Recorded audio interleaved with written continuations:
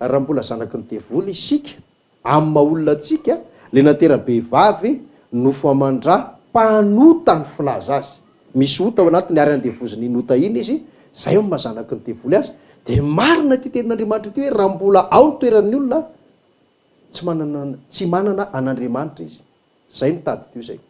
Ka ianao zany mety mieritreritra ny tenanao hoe zanak'Andriamanitra nefa tsy manana an'Andriamanitra kory ianao. Zay ny fantaro zay. Fa ankehitriny kosa ozy izy, zany hoe le toerana misy am'izao ndray zany ty resahany ty fa ny toerana taloha de ohatran' zay daholo. De ao amin'ny Kristy Jesosy ianareo. Zany hoe hafa le toerana taloha, hafa le toerana vaovao. Zay ny dikan'le teny raha misy olona amin'ny Kristy de olom-baovao izy, efa lasa ny zavatra taloha. De ianareo zay izy le lavitra fahiny, tadidinao angamba amin'ny famaritana an'le hoe lavitra le hoe tsinotsinon'Andriamanitra. De efa nampanakekeny raha ny Kristy, zany hoe inona ary mahatonga ny ten'Andriamanitra manao fampitana hoe tato ianareo taloha, ato ianareo ankehitriny. Dikany de hoe ianareo de tato amin'ity toerana ty taloha fa noho ny raha ny Kristy de nifindrato nareo. Zay le nianarantsika tany aloha tany zay. Ka ty le fiainana fahiny, ato amin'ny lila indray le fiainana vaovao. Tato tsy manana an'Andriamanitra, ato manana any Kristy. Zay ny tady dio zay. De noho ny rahan'i Jesosy Kristy. De ohatr'izay zany ny olona anankiray rehefa tafadingana sy nandingana teo amin'le finoana sy ny fibebahana. De tonga olona vaovao manana any Kristy. De tady dio zany fa tsika zany am'izao fotoana zao raha ohatra ka tsy mbola tonga amin'le dinga fibebahana sy ny finoana ary mbola tsy nandray le rahan'i Jesosy, mbola ao amin'le olona fahiny any, de sady mbola oloko azy, tsy manana an'Andriamanitra, tsy manana fanantenana, vahiny amin'ny teny fikasana sy ny sisa voalaza teo. Fa rehefa tonga ao anatin'le dingana takina taminao ianao de ny fibebahana sy ny finoana ary ny rahan'i Jesosy Kristy dia tonga ao amin'le olona vaovao. Tenin'Andriamanitra vakitsika entina anamarinana sy anamafisana an'izay ihany ao amin'ny Romanina toko faha-enina andininy faha-roapolo ka hatramin'ny 2:20. Romanina toko faha-enina andininy faha-roapolo ka hatramin'ny faha-2:20 de jerentsika zany hoe inona mivokatra nentin'le hoe olona fahiny mbola andevon'ny ota sy zanaky ny devoly. Inona indray ny vokatra azo amin'le olona vaovao efa zanak'Andriamanitra, ankohonan'Andriamanitra fa tsy lavitra tsony ary ao amin'ny Kristy. Vakitsika ary ny teny Romanina toko faha-enina andininy 20 ka hatramin'ny 2:20 amin'ny anaran'i Jesosy Tompo. Zao ary vaky ny teny. Fa fony mpanompon'ny ota ianareo de afaka tamin'ny fahamarinana.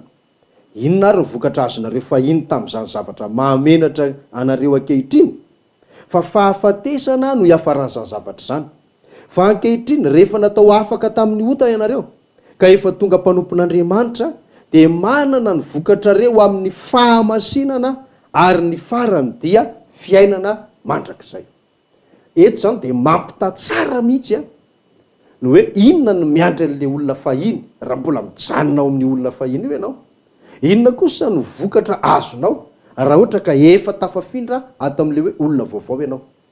Le olona fahiny zany mbola ampitahiny tsara hoe fony mpanompon'ny ota ianareo. Zay nge le nresantsika teo hoe tao amin'le hoe mbola andevon'ny ota, ao amin'le mbola olona tsy nahazo famonjeny, ao amin'le olona mbola tsy manana an'Andriamanitra, ao amin'le olona mbola tsy manana ny Kristy tsy nandray fahafahany. De inona ny vokatra azon'ireny tao? De ozy izy hoe afaka tamin'ny fahamarinana aloha. Zany hoe tena tsisy ifandraisany amin'le hoe fahamarinana fa tena ohatran'ny hoe fahavalon'ny fahamarinana mihitsy zany. Satria niala tao amin'ny fahamarinana. De inona vokatra azonareo fahiny tamin'izany ozy izy? Inona moa fa tsy zavatra ray ihany, fahafatesana no iafarany zany. Tsy mitondra fiainana io, tsy mitondra ninina io, fahafatesana ny afarany io.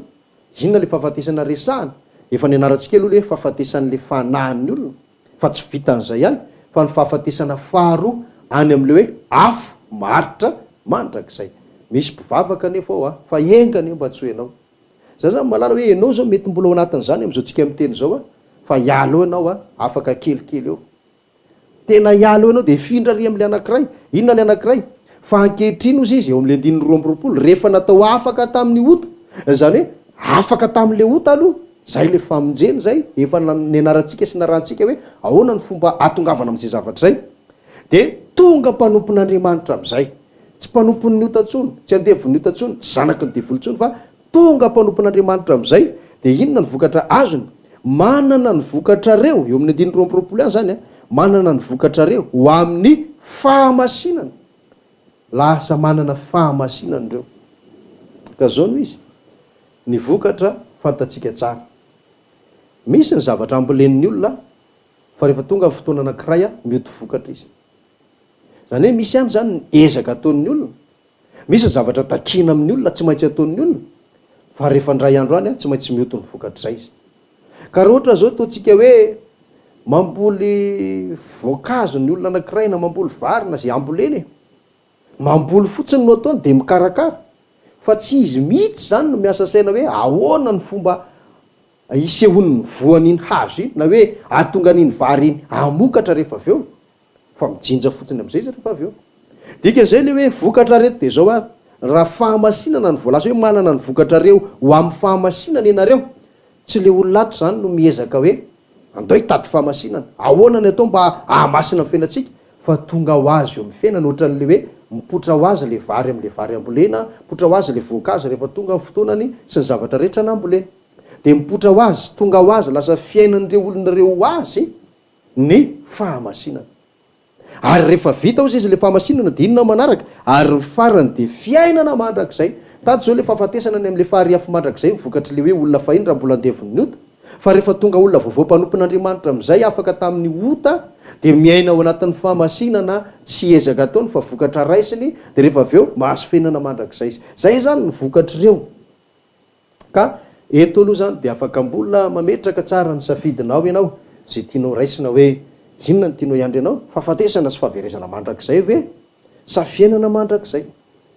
Raha ohatra ka ato moa safidinao, tsisy zavatra tokony ho takena aminao, ary tsisy ezaka tianao ataonao, fa mipetra fotsiny amin'izao, aza mieritreritra hibebaka, aza mieritreritra hoe ahoana le mino an' Jesosy, aza mivaky loha mihitsy hoe ahoana ny fomba andraisako ny raha an' Jesosy.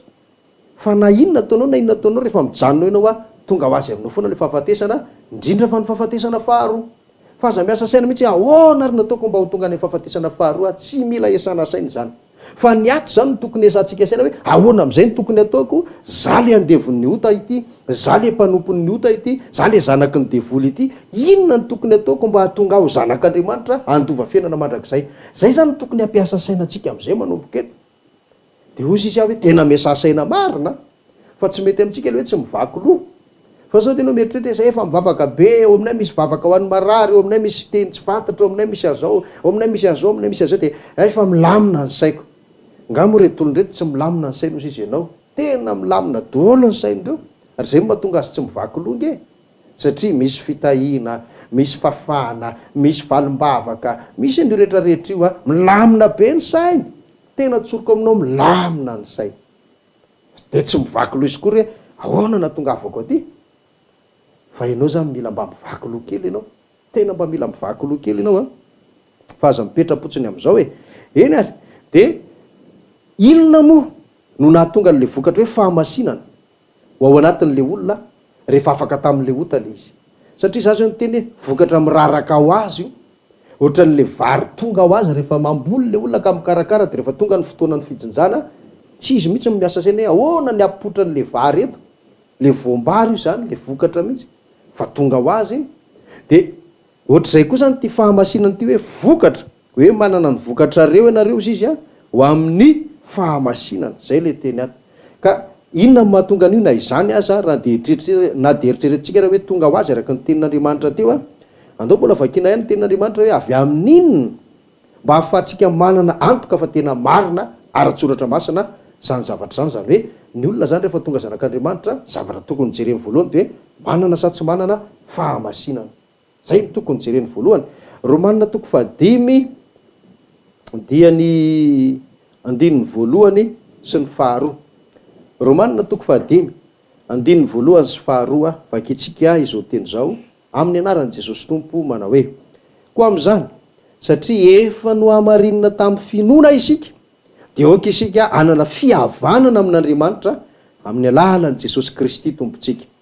Tamin'ny alalany koa no efa nahazahoantsika fanatonana amin'ny finoana ho amin'izao fahasoavana hitoerantsika izao, ka dia aoka isika hifaly amin'ny fanantenana ny voninahitr'Andriamanitra. Le andininy faharoa avy hatrany aloha no raisitsika vetivety. Le hoe tamin'ny alalany koa no azoantsika fanatonana amin'ny finoana. Iny nefa ny anarantsika iny. Fanatonana amin'ny finoana. Ho amin'izao fahasoavana hitoerantsika izao. Zany hoe ireo olon'ireo zany dia efa mahatsapa fa mitoetra ao amin'ny atao hoe fahasoavana. Ary tena marina zany. Dia amin'ny mitoetra ao anatin'ny fahasoavana izy dia hozy izy hoe okisika hifaly amin'ny fanantenana, zany hoe misy fanantenana ao. Manantena iny ny voninahitr'Andriamanitra.